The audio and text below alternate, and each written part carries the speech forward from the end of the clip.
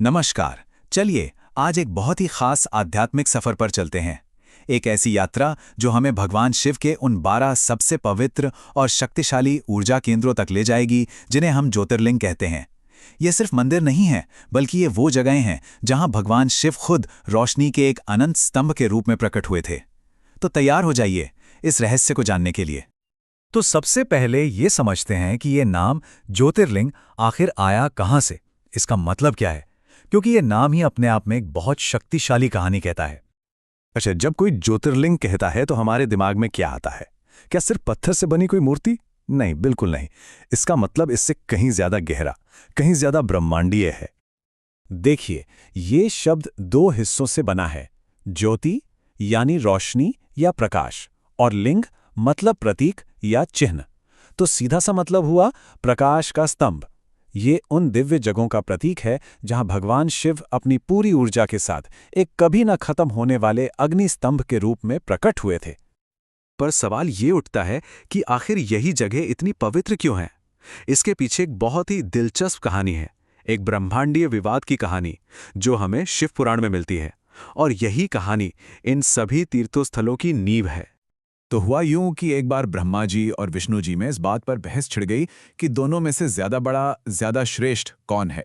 अब इस बहस को खत्म करने के लिए भगवान शिव खुद प्रकट हुए, लेकिन एक विशाल अंतहीन अग्नि स्तंभ के रूप में। ऐसा स्तंभ जो तीनों लोकों को चीर रहा था। फिर उन्होंने दोनों देवताओं को चुनौती दी कि जो भी इस स्तंभ का कोई सिरा ऊपर या नीचे का ढूंढ लाएगा वही श्रेष्ठ माना जाएगा। विष्णु जी ने पूरी विनम्रता से अपनी हार मान ली, लेकिन ब्रह्मा जी ने अहंकार में आकर झूठ बोल दिया कि उन्हें ऊपरी सिरा मिल गया है। बस फिर क्या था, शिव जी प्रकट हुए, उन्होंने विष्णु जी की ईमानदारी की सराहना की और उन्हें आशीर्वाद दिया, और ब्रह्मा जी को उनके धोखे के लिए दंडित किया।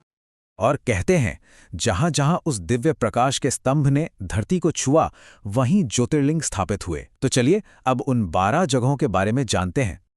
पूरे भारत में ऐसे 12 ज्योतिर्लिंग हैं, सिर्फ 12। ये संख्या अपने आप में बहुत खास है और ये एक तरह से पूरे देश को एक आध्यात्मिक धागे में पिरोती है। तो अपनी यात्रा की शुरुआत करते हैं महाराष्ट्र से, जहां एक नहीं, दो नहीं, बल्कि 3 ज्योतिर्लिंग हैं। महाराष्ट्र की ये त्रिमूर्ति शिवजी के 3 अलग अलग रूपों को दिखाती है। देखिए, भीमाशंकर में उनका रौद्र रूप है, जहां उन्होंने त्रिपुरासुर नाम के राक्षस का वध किया था। फिर आता है त्र्यंबकेश्वर, जो बिल्कुल ही अनोखा है। यहां लिंगम के 3 मुख हैं, जो ब्रह्मा, विष्णु और महेश तीनों का प्रतीक हैं, यानी संतुलन का रूप। और तीसरा घृष्णेश्वर, जहां शिव का करुणामय रूप दिखता है, जब वो अपनी एक भक्त कुसुमा की पुकार सुनकर प्रकट हुए थे। तो एक ही राज्य में शक्ति, संतुलन और करुणा तीनों के दर्शन हो जाते हैं। अब महाराष्ट्र से चलते हैं गुजरात की तरफ, जहां 2 बहुत ही ऐतिहासिक और महत्वपूर्ण ज्योतिर्लिंग हैं। गुजरात में सबसे पहला और शायद सबसे प्रसिद्ध है सोमनाथ, जिसे पहला ज्योतिर्लिंग भी माना जाता है। इस मंदिर का इतिहास गजब का है। इसे कितनी ही बार तोड़ा गया, लेकिन हर बार ये और भी मजबूती से खड़ा हुआ। ये अटूट आस्था का सच्चा प्रतीक है। और दूसरा है नागेश्वर, जिसके बारे में मान्यता है कि ये हर तरह के जहर और बुरी ताकतों से रक्षा करता है। चलिए अब भारत के दिल में चलते हैं, मध्य प्रदेश। यहां भी 2 बड़े ही अनोखे ज्योतिर्लिंग स्थित हैं। इनमें से महाकालेश्वर तो बिल्कुल ही अलग है, दुनिया का एकमात्र ज्योतिर्लिंग जो दक्षिणमुखी है, मतलब जिसका मुख दक्षिण की ओर है। देखिए, आमतौर पर मंदिर का मुख पूर्व की ओर होता है, जो उगते सूरज और जीवन का प्रतीक है, लेकिन दक्षिण दिशा मृत्यु से जुड़ी है, और इसीलिए यहां शिव को जीवन का नहीं, बल्कि समय और मृत्यु का स्वामी यानी महाकाल कहा जाता है। और फिर है ओंकारेश्वर।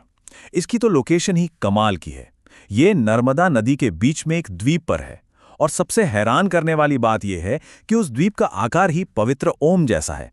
मतलब प्रकृति और आध्यात्म का ऐसा संगम शायद ही कहीं और देखने को मिले। अब बात करते हैं बाकी बचे 5 ज्योतिर्लिंगों की, जिनकी कहानियां सीधे हमारे महान महाकाव्यों से जुड़ी हुई हैं। इनकी कहानियां तो हम सबने सुनी हैं, जैसे रामेश्वरम, जिसे खुद भगवान राम ने लंका पर चढ़ाई से पहले स्थापित किया था। फिर है केदारनाथ, जहां महाभारत युद्ध के बाद पांडव पश्चाताप के लिए गए थे। काशी विश्वनाथ वाराणसी में, जिसे मोक्ष का दरवाजा ही कहा जाता है। वैद्यनाथ, जहां शिव एक वैद्य, एक डॉक्टर बनकर आए थे रावण का इलाज करने, और आखिर में मल्लिकार्जुन, जिसे शिव और पार्वती का एक साथ निवास स्थान माना जाता है। तो इन सब कहानियों के बाद आखिर क्या है इन ज्योतिर्लिंगों का महत्व? क्यों आज भी करोड़ों लोगों की आस्था इनसे इतनी गहराई से जुड़ी हुई है? असल में ये सिर्फ मंदिर नहीं है, ये आस्था और संस्कृति के वो स्तंभ हैं जो सदियों से खड़े हैं। ये मुक्ति का रास्ता दिखाते हैं। ये उन जगहों की निशानी है जहां शिव का अनंत रूप प्रकट हुआ था। ये प्राचीन वास्तुकला के बेजोड़ नमूने हैं, और सबसे बढ़कर ये उन अनगिनत कहानियों को जिंदा रखते हैं जो हमें शिव की शक्ति और करुणा के बारे में बताती हैं।